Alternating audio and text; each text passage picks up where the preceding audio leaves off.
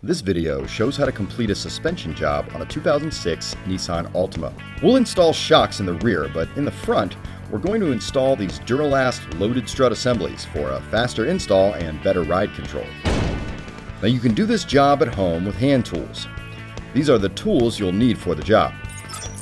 Bigger tools like the 32mm deep socket and the 1/2-inch drive torque wrench you can borrow for free from AutoZone through the Loan a Tool program.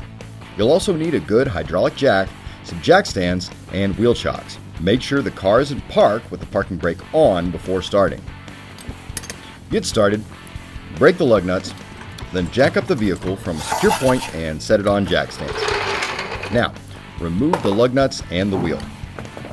Remove the ABS sensor. Remove the brake hose clip. Use a 17mm to remove the sway bar link nut and then place the sway bar out of the way. Remove the axle nut cotter pin. Remove the axle nut using a 32mm deep socket. Then use a punch and a mallet to knock the axle loose.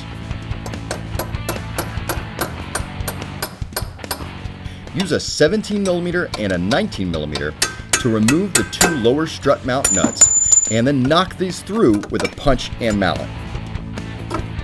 Remove the top 3 strut mount nuts using a 14mm socket and then remove the strut assembly.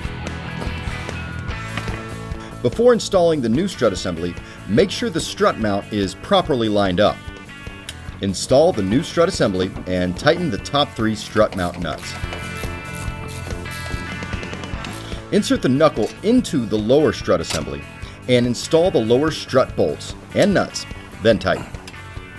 Insert the sway bar link into the strut and then tighten the sway bar link nut.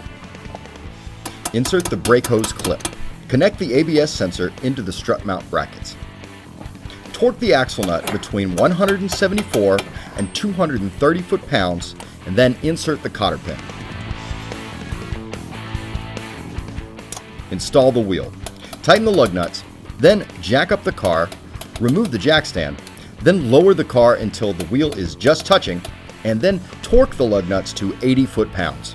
Repeat on the other side, and you're ready to move to the rear. For the rear, raise the vehicle and remove the wheel using the same procedures as the front, just with the appropriate wheel and support points. Now we're going to remove this lower shock bolt using a 17mm.